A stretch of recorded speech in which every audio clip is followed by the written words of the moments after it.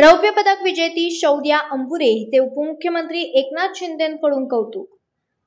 Bahrain येथे पार पडलेल्या आशियाई युवा क्रीडा स्पर्धेमध्ये 100 मीटर हर्डल्स स्पर्धेत रौप्य पदक कुमारी शौर्या अंबुरे हिने पटकावल्यानंतर आज ठाण्यात तिचे स्वागत उत्साहात करण्यात आलं। महाराष्ट्र राज्याचे उपमुख्यमंत्री एकनाथ शिंदे यांच्या हस्ते तिचा सत्कारही करण्यात आला। यावेळी एकनाथ शिंदे यांनी शौर्या अविनाश अंबुरे हिचे विशेष कौतुक केले। यावेळी तिचे प्रशिक्षक अजित कुलकर्णी, शौर्याचे वडील पोलीस उपायुक्त श्री अविनाश अंबुरे आणि आई पोलीस उपायुक्त रुपाली अंबुरे हे देखील उपस्थित होते। 25 वर्ष ठाण्यामध्ये कोचिंग करतो, ॲथलेटिक्स कोचिंग। शौर्यासारखे असे माझे जवळजवळ 6 ते 7 इंटरनॅशनल खेळाडू ऑलरेडी आहेत। बहरीनमध्ये आत्ता ही स्पर्धा झाली, एशियन गेम्स।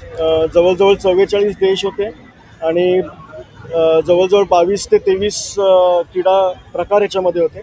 5000 अधिक खेळाडू या अख्ख्या गेम्समध्ये सहभाग होते। खूप छान प्रकारे ऑर्गनाईज केलेली ही स्पर्धा आणि वेगळ्या लेवललाच त्यांचं ऑर्गनायझेशन आहे आणि त्यांचं खूप मोठ्या लेवलवरती ही गेम्स होते आणि त्या याच्यात 2 रौप्य पदक मिळवलेत, एक नॅशनल रेकॉर्ड पण झालेला आहे। तिचा कशा प्रकारे परफॉर्मन्स होता? तिने आता पर्सनल बेस्ट केलेलं आहे, 13.73 सेकंद ही वेळ दिलेली आहे आणि ती आता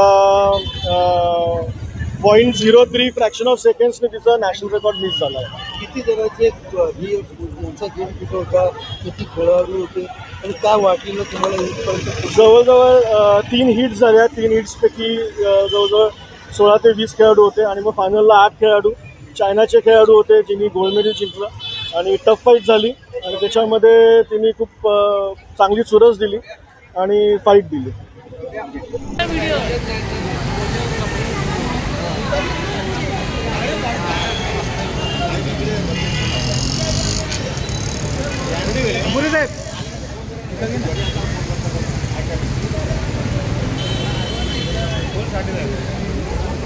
बाहेरकडे होते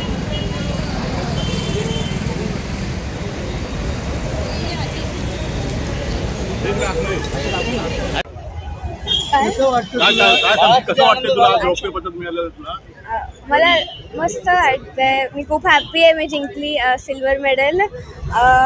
मला ॲक्च्युली गोल्ड हवं होतं बट ते या टाइम पॉसिबल नव्हतं, तर नेक्स्ट टाइम नक्की करेल। कशा प्रकारची मेहनत घेतली तू या?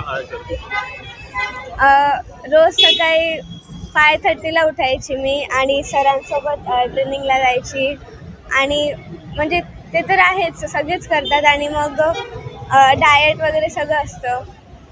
आणि हे कुठे स्पर्धा झाली? बहरीनला होती। कुठल्या राज्यामधून लोक आले होते? अख्खे एशियामधून आले होते। किती स्पर्धक होते तुझ्या बरोबर? स्पर्धक होते आणि कशा पद्धतीने तो खेळ खेळताना एक वेगळं म्हणजे भारतासाठी खेळत असताना आनंद तुला वाटत होता? हो, इंडियाला रिप्रेझेंट करायचं हे वेगळंच आहे, तर म्हणजे इंडियाची जर्सी घालूनच मला वेगळंच वाटतं आणि मग माझं पर्सनल बेस्ट करायचंच होतं, तर मग मी ते करून आले। किती स्पर्धक होते तुझ्या बरोबर? हिट्स आणि फायनल्स होते, तर हिट्समध्ये टोटल 16 होते आणि फायनलला 8 होते। तर तू उपमुख्यमंत्र्यांकडे आली, नेमकं त्यांनी तुमचं स्वागत केलं, तुला शुभेच्छा दिल्या, काय बोलले ते तुझं पुढचं स्वप्न? हो, त्यांनी खूप सपोर्ट केला आहे महाराष्ट्र म्हणजे आम्हाला, तर आय एम व्हेरी ग्रेटफुल। पुढचं स्वप्न काय तुमचं? आता नेक्स्ट इयर यूथ ऑलिम्पिक्स आहे, तर त्याच्यासाठी तयारी करणार। लोकनायक न्यूज